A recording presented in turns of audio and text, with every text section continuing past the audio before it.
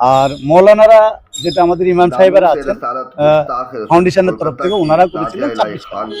Total 62 return complain হয়েছে police থানায় নাজিয়া ইলাহি খানের বিরুদ্ধে। পুলিশ কোনো 0% অ্যাকশন নেয়নি। बहुत अफसोस की बात है कि जहां हमारे वजीर आला जीरो टॉलरेंस की बात कहते हैं, इसी बंगाल की राजधानी कोलकाता के 26 पुलिस स्टेशनों में नादिया के खिलाफ शिकायत दर्ज कराने के लिए जब एफआईआर अदारे ने दर्ज कराने की कोशिश की तो इन पुलिस स्टेशनों में इनका एफआईआर तक दर्ज नहीं किया गया और ना ही कोई कॉपी ली गई। आखिरकार इस तंजीम के सेक्रेटरी और सदर हाई कोर्ट में गुज़श्ता 10 जुलाई को पीआईएल दाखिल की, जिसकी सुनवाई 20 जुलाई को होगी। हाई कोर्ट के वकील शेख राजू अहमद ने इस सिलसिले में मीडिया से बात करते हुए क्या कुछ कहा, आइए हम इन्हीं की जुबानी सुनते हैं। इसके अलावा इस तंजीम के सदर मौलाना गुलाम रब्बानी फैज़ी, नायब सदर मौलाना मोहम्मद मुशर्रफ हुसैन रिजवी और अदारे के सेक्रेटरी मौलाना मोहम्मद कमरुद्दीन और मौलाना अकबर हुसैन बरकाती मिसबाही ने इस सिलसिले में क्या कुछ कहा, हम उन्हीं की जुबानी सुनते हैं। इन लोगों ने कहा कि अदलिया से हमें उम्मीद है वह हमारे साथ इंसाफ करेगी और मुल्क के माहौल को साजगार बनाने में पूरी मदद करेगी। इस तरह के हरकत करने वाले गुस्ताख रसूल को যেইভাবে ওনারা আমাকে সহযোগিতা করেছেন বা যেভাবে ওনারা আগে এসেছেন এই নাজিয়া ইলাহি কেস নিয়ে, তাতে খুব সবাই মেহনত করেছেন। খাস একদম খাস তরফে আমাদের মৌলানা অ্যাসোসিয়েশন বা মৌলানারা যে আছেন আমাদের ওয়েস্ট ইমাম ফাউন্ডেশন, ওনারা টোটাল 26 খানা রিটার্ন কমপ্লেন ফাইল করেছেন 26টা থানায়। আর যেটা আমার কাছে টোটাল 62টা কমপ্লেন জমা পড়েছে, সেটা হলো অল ওয়েস্ট বেঙ্গল মুসলিমেরা করেছে, এটা মুসলমানরা, সাধারণ মুসলমানেরা। আর মৌলানারা যেটা আমাদের ইমাম সাহেবেরা আছেন ফাউন্ডেশনের তরফ থেকে, ওনারা করেছিলেন 26 খানা। টোটাল 62 রিটার্ন কমপ্লেন হয়েছে পুলিশ থানায় নাজিয়া ইলাহি খানের বিরুদ্ধে। পুলিশ কোনো 0% অ্যাকশন নেয়নি, যার কারণে আমরা ডিজিপি সাহেব কি করেছেন জানি না, 3 পাতার একটা লেটার অফ কমপ্লেন আমি করেছিলাম। তো হ্যাঁ, যেহেতু সুপ্রিম কোর্ট বলেছে যে এই মামলা আগে থানা থেকে করুন, তারপরে আপনারা রাইট আপনার কথাটা একদম ঠিক। আমরাও পুরো প্রসিডিওরে গেছি। আমরা প্রথমে যেহেতু ওয়েস্ট বেঙ্গলের, আমি তো অল ওয়েস্ট বেঙ্গলটাই হ্যান্ডেল করছি, আমার ওয়েস্ট বেঙ্গলের টোটাল 62 রিটার্ন কমপ্লেন, এটা এফআইআর ওনারা করেছেন কিনা জানি না, 62 রিটার্ন কমপ্লেন আমার ক্লায়েন্ট করেছেন। তার মধ্যে আমাদের মৌলানা সাহেবরা করেছিলেন শুধু 26 পেজ। স্যার, একটা দেখা যাচ্ছে যেইভাবে পুরো সঠিক বলবো না, ওয়েস্ট বেঙ্গল প্রশাসন এখন অত্যন্ত শক্তির সাথে কাজ করছে। আমি ওনাদেরকে অন্যান্য কেসেও অনেকগুলি দেখেছি। হ্যাঁ, আর যেহেতু এটা রিটটা ফাইল হয়ে গেছে, সেখানে পুলিশের ভূমিকা পুলিশ করবে, এটা নিয়ে আমার মন্তব্য করা উচিত হবে না। আর আমাদের ওয়েস্ট বেঙ্গল পুলিশ আনএক্টিভ নয়, কখন কি ছিল আমি সেটা মন্তব্য করব না। আর এটা কোনো পলিটিক্যাল কেস নয়। হ্যাঁ, আমি এটাকে কোনো পলিটিক্যাল রং দিতেও চাইছি না।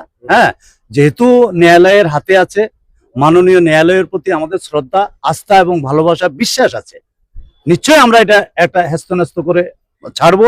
এবং আমাদের ন্যায়ালয় একটা যথেষ্ট যেটুকু আমার কেসটার উপরে আছে, ন্যায়ালয় নিশ্চয়ই একটা টিম গঠন করবে, পুলিশ ডিপার্টমেন্টেরই টিম হবে, আদার্স ডিপার্টমেন্ট এটা ইনভেস্টিগেশন করতে পারবে না।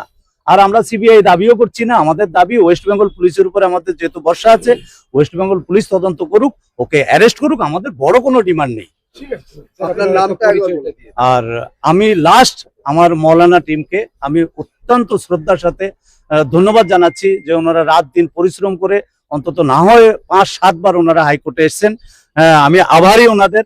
এইরকম করে আমাদের মুসলিম সমাজকে আগে আসা উচিত। এই 62টা কিছুই নয়, 62,000 কেস হওয়া উচিত ছিল ওর, যেটা আর মৌলানাদের কাছে আমি কৃতজ্ঞ, ওনারা খুব শ্রদ্ধাশীল ব্যক্তি, আমি ওনাদেরকে খুব শ্রদ্ধা করি। মৌলানাদের আমার দ্বারা যতটুকু হচ্ছে আমি ততটুকু চেষ্টা করছি। আর আমাদের বারের বহু হিন্দু লয়ার আছেন, আমি ওনাদেরকেও শ্রদ্ধা জানাই। আমার অনেক বড় সিনিয়র বিশিষ্ট লয়ারগণ আছে যারা আমাকে সাপোর্ট করছেন, এবং ওনারা বলছে হিয়ারিং এ ওনারা থাকবে ফ্রি অফ কস্ট, ওনারা কোনো ফি নেবেন না। इमाम फाउंडेशन के नायब सदर मौलाना मुशर्रफ हुसैन ने क्या कहा, आइए आप हजरात का शुक्रिया अदा करना चाहता हूँ कि आप लोगों को बुलाने पे आप लोग तशरीफ लाए।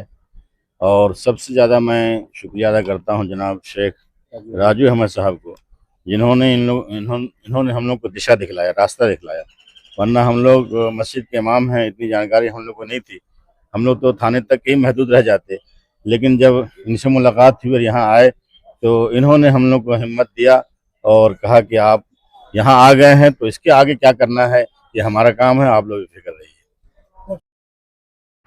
इमाम फाउंडेशन कोलकाता के प्रेसिडेंट और सेक्रेटरी से जब हमने बातें की तो उन्होंने हमारे सवालात के जवाबात कुछ इस तरह दिए, आइए हम समाप्त करते हैं। नाजिया सनातनी के हवाले से उन्होंने क्या कहा, आइए हम नाजिया इलाही खान के खिलाफ 26 थानों में हम लोगों ने कंप्लेन किया था, मगर पुलिस ने कोई एक्शन नहीं लिया, FIR नहीं किया। तो हम लोग फिर हाई कोर्ट मूव किए और हमारे वकील साहब बड़े मेहनती और ईमानदार मिल गए। इन्होंने कहा कि नहीं आप लोगों की मेहनत ज़ाय नहीं होगी और आप लोग हाई कोर्ट आए हैं तो हमारी जिम्मेदारी है कि हम आप लोगों के कंप्लेन को लें और आगे कोर्ट में मूव करें। तो उसने जिस तरह की गलाजत और फितना अंगेजी और शरंगेजी की है हुजूर अकरम सल्लल्लाहु अलैहि वसल्लम की शान में, और साथ ही साथ उन्होंने मुसलमानों के खिलाफ हिंदुओं को भड़काने का भी काम किया है और एक सांप्रदायिक सौहार्द जो होता है, फिरका और हमआंगी, उसको भी बिगाड़ने का काम किया है। इसलिए उसकी दरीदा दहनी अगर नहीं बंद की गई तो उससे पुरअमन माहौल बिगड़ेगा और शांति भंग होगी। इसलिए भी उसके खिलाफ एक्शन लेना जरूरी है, उसको सजा देना जरूरी है। ऐसे अफराद मुल्क के लिए नुकसानदेह साबित होते हैं और अमन को बिगाड़ने वाले होते हैं। इसलिए नाजिया खान के खिलाफ लोगों ने मूव किया है हाई कोर्ट में, और हमें उम्मीद है न्यायालय से कि उसकी गिरफ्तारी बहुत जल्द होगी। और जिन थानों ने अभी तक कोई एक्शन नहीं लिया है, जब माननीय न्यायालय का आदेश जाएगा तो वो भी एक्शन लेंगे और उनको भी FIR करना होगा और फिर अरेस्टिंग बहुत जल्द होगी। और जिस तरह 2026 में बहुत जल्द उनको बेल मिल गया, 2024 में बेल मिल गया था, जिसकी वजह से वो फिर दनदनाती फिर रही है और अपने जबान से गलाजत बक रही है। तो अब अगर उसको सही कार्रवाई हो जाए और सजा मिल जाए मुनासिब, ताकि उसको इबरत हासिल हो, इसी हरकत करके वो मुल्क के फिजा को, पुरअमन फिजा को खराब ना करे। सर, लोग इंसाफ के लिए अदालत आते हैं, उससे पहले पुलिस स्टेशन जाते हैं। अगर पुलिस स्टेशन में FIR और GD दर्ज ना होगा तो लोग कहाँ जाएंगे, क्या करेंगे? आखिर FIR ना लेने की वजह क्या है?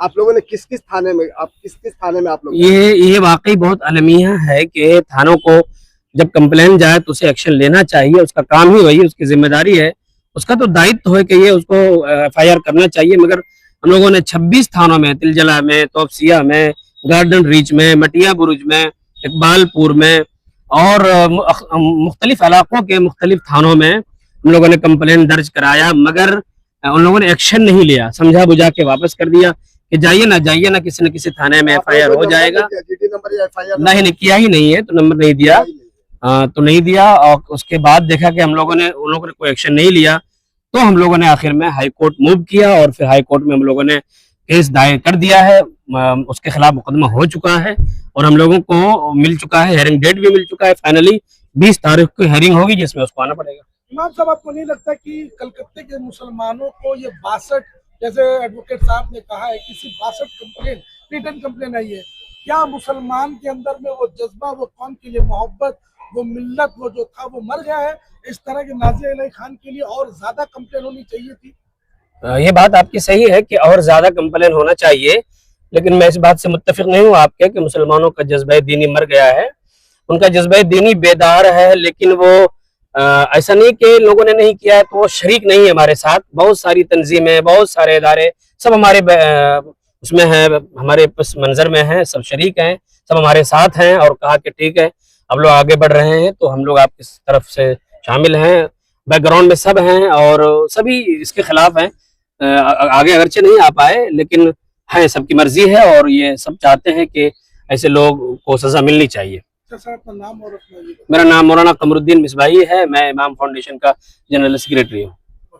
और बेहतरीन काम किया है। ठीक है, सबसे पहले तमाम मीडिया वालों का शुक्रिया अदा करते हैं और हमारे शेख राजू हमारे लॉयर साहब जो पहले ही दिन से हमारे साथ हैं और इस मामले को बहुत गहराई से देख रहे हैं, सबका शुक्रिया अदा करते हैं। हम लोग अपनी कोशिश जारी रखे हैं और हाई कोर्ट मूव किए हैं। इंशाअल्लाह ज़रूर हम लोगों को कामयाबी मिलेगी। पूरे हिंदुस्तान के मुसलमान इस मामले में बेदार है। अगरचे चंद लोग आगे आते हैं, सारे लोग बैक में रहते हैं। लीडर एक होता है, साथ में चलने वाले बाकी लोग होते हैं। अल्हम्दुलिल्लाह लोग साथ है और आएंगे आइंदा दिनों में अगर इसके खिलाफ कार्रवाई ना हो। लेकिन हमें उम्मीद है, हमारा देश कॉन्स्टिट्यूशन से चलता है, दस्तूर से चलता है। चूँकि नाजिया इलाही खान हमारे नबी पाक सल्लल्लाहु अलैहि वसल्लम के शान में मुसलमानों के खिलाफ बार बार गुस्ताखी कर रही है, ये हमारे मुल्क के लिए ठीक नहीं है। हमारा मुल्क गंगा जमनी तहजीब का गहवारा है।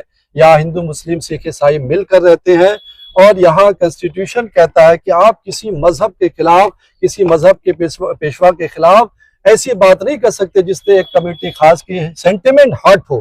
तो उसने किया है, इससे सेंटिमेंट हर्ट हो रहा है। ये हमारे मुल्क के लिए अच्छी बात नहीं है। अभी हाल ही में हमारे प्राइम मिनिस्टर इंडोनेशिया का दौरा करें, जो most population Muslim population country है, वहां गए। अगर ऐसे सवालात, चूंकि वो भी मुसलमान है और हुजूर पाक सल्लल्लाहु अलैहि वसल्लम का कलमा पढ़ने वाले हैं, अगर वहां हमारे प्राइम मिनिस्टर से सवाल हो जाए कि आपके देश में ऐसा हो रहा है, तो ये हमारे मुल्क के लिए शर्मिंदगी का बायस। इसलिए सारे लोगों से, प्राइम मिनिस्टर से, हमारे वेस्ट बंगाल के सीएम से, सबों से गुजारिश है इसके खिलाफ सख्त से सख्त एक्शन लिया जाए, इसे सजा दी जाए ताकि आइंदा कोई ऐसी जुर्रत ना करे। हमारे नबी पाक सल्लल्लाहु अलैहि वसल्लम जो मुसलमानों के पेशवा रहबर है, उनके खिलाफ और किसी मजहब के पेशवा के खिलाफ किसी को कुछ बोलने की हिम्मत ना होगी। अगर उसे सख्त से सख्त सजा दी जाएगी। हम हाई कोर्ट में है, हम लोग उम्मीद रखते हैं इंशाअल्लाह बहुत जल्द नाजिया इलाही जेल के सलाखों के पीछे होगी और उसे सख्त सजा दी जाएगी। बहुत शुक्रिया। अकबर हुसैन बरकाती मिसबाही, मेंबर इमाम फाउंडेशन।